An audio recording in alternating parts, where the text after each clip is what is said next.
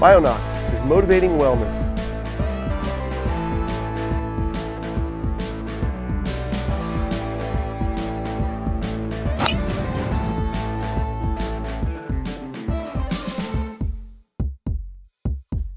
Hello and welcome to Motivating Wellness with Dr. J. I'm your host, Jay Wilkins, and as always, we work with guests that are in their own right, helping themselves and others to motivate wellness. Well, I have a very special guest today. We've had personal trainers, we've had naturopaths, chiropractors, we've had biochemists on the program, and today I'm very excited to be interviewing a very busy cardiologist. He's an integrative cardiologist, and we're going to talk more about that. And my special guest is Dr. Tanus. Just a little bit of background on Dr. Tanus. He's a board-certified medical doctor of Doral Cardiology. He is an experienced clinical and research cardiologist. His philosophy and practices are a blend of both Western and Eastern medical therapies. He offers a custom-fit, personalized, evidence-based medicine best described as integrative and defined by functional, all-system-based approach to well-being. With his holistic knowledge of both sides of the healing process, he can help each patient choose the best cardiovascular course of action for their problems, providing both immediate and long-term relief and cure, respectively, always avoiding as much as possible the toxic level. Well, you're certainly the kind of doctor that we want to be talking with today. Dr. Tanus, welcome to our program. Thanks so much, Dr. J, and thanks for the introduction, your very kind introduction. Yeah, I try to practice a different kind of medicine, a different medicine that goes to the root of the problem, trying to resolve the issues that are producing or creating these problems in all the patients. And I understand that both medicine, even Eastern and Western medicine, had something to give up. So and they will improve the life of many patients. But the main reason is go to the root of the problem. If you go to the root of the problem and trying to resolve the root of the problem, you will probably get and feel much better. Otherwise, eventually you will continue with the same problems that you had up to now, and probably increasing in intensity and decreasing in quality of life. That's the reason I do that way.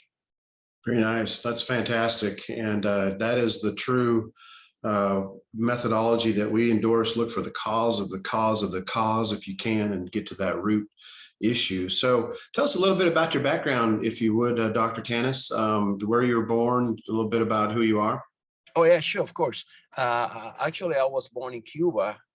I moved initially early in the life to Miami. I lived in Miami for a while. Then most of my family and more my parents than myself had all the family here in Puerto Rico, where I am actually. And they decided to move to Puerto Rico, for different reasons, cultural things, language. The language was a barrier at that time, and not even for me, but for them. And that was easy for them to start working and everything. I have three children. I mean, they are not children right now, but two girls and a boy. And two of the girls follow my science thinking, and one of them, she's an expert in clinical research, and the other works with me here in my practice. And the boy is a lawyer and an accountant, and he's doing more in the market, and by the way, helped me a lot with that as well. I train in I studied medicine here in Puerto Rico, and in Michigan. I train also as well in Puerto Rico, and moved to the States a little bit. I do general cardiology initially. I do invasive cardiology and interventional cardiology, but then little by little, I move a little bit to more non-invasive cardiologist.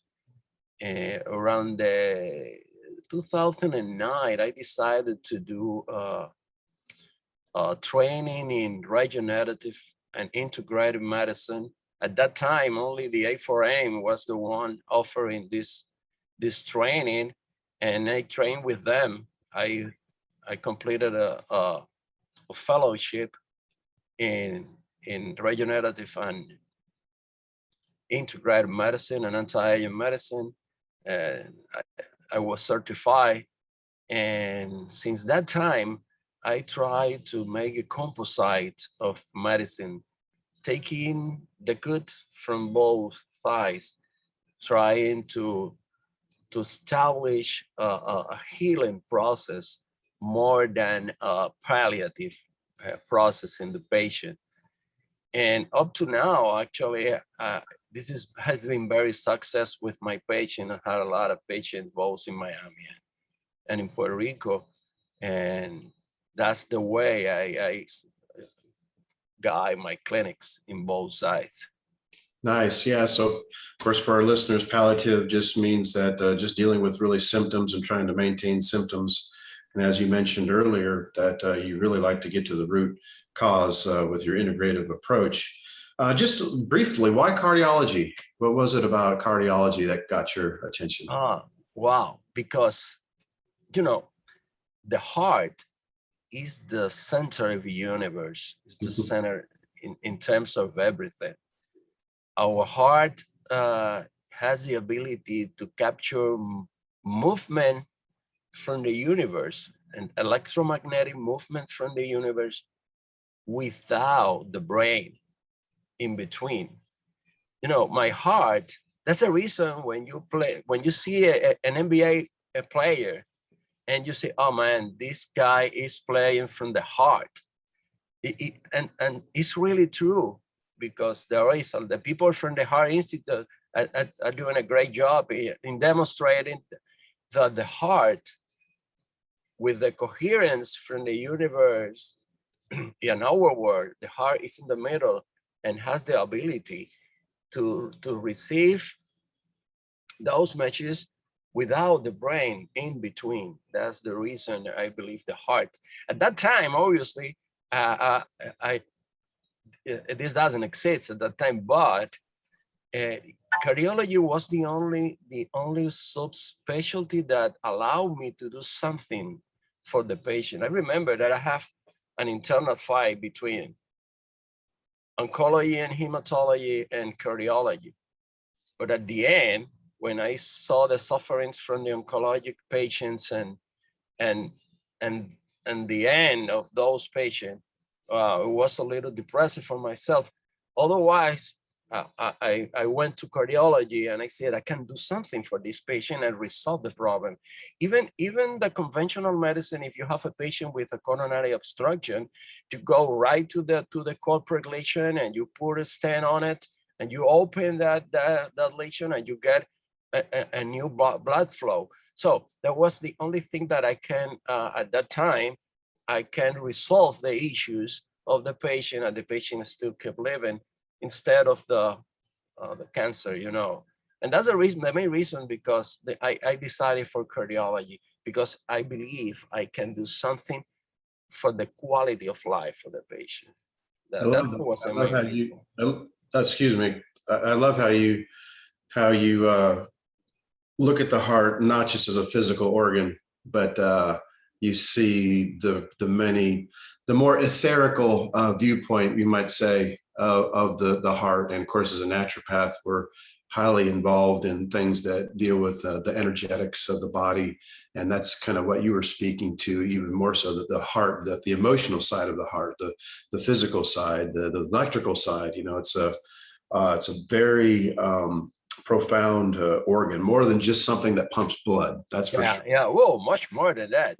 Pumps blood is just one of the tasks that the heart has, but really now it's much more than that. It's not the center of us. It's the center of a universe. Nice. Inside each one of us. That's a great difference. Very cool. Yeah. Nice. So tell us a little bit about some of the services that you offer at the Doral Cardiology. Well, I in both clinic, I essentially offer the same services. It's very important that I give a lot of importance to the autonomic nervous systems. I have a device that goes directly and let me know how the autonomic nervous system is behaving in the patient. If there is a balance between the sympathetic and the parasympathetic nervous system, and if there is an imbalance, which is usually the problem, 98% of the patient has an unbalanced system. And when you go directly, you see a lot of sympathetic overexertion and parasympathetic failure in all the patients. Based on that, and I move to an holistic treatment for the patient. Independent of the condition I use to identify, I will go, if I have to resolve an acute issue or alleviate acute symptoms, I probably use some drugs to as a palliative transitory way to improve the quality of life of the patient. And after that, lifestyle is the other thing that I go directly to. All of us know that if you have a quiet lifestyle, meditating every day, you will probably increase your parasympathetic activity and decrease your sympathetic activity, and just stop in that alertness, way of living that we all live our lives today. After that life, I use a lot of lifestyle. I emphasize a lot in nutrition, and I emphasize a lot of exercise. I believe that these three are the main important things to do: the diet, appropriate diet, exercise, and meditation. If you have a composite of all those three things are gonna be different. The patient quality of life improve a lot. And with the nutrition, I use a lot of supplementation, and that's the reason I try to first balance all the hormones. Second, establish the levels of each of the nutrients in the body, the micronutrients, the macro, the vitamins, everything, the cofactors, everything that plays a role, an important role in the metabolism of the patient. And based on that, then I add the exercise on a grading level, but exercise for life, not exercise for a while or to lose any amount of weight in a specific, no, just for life.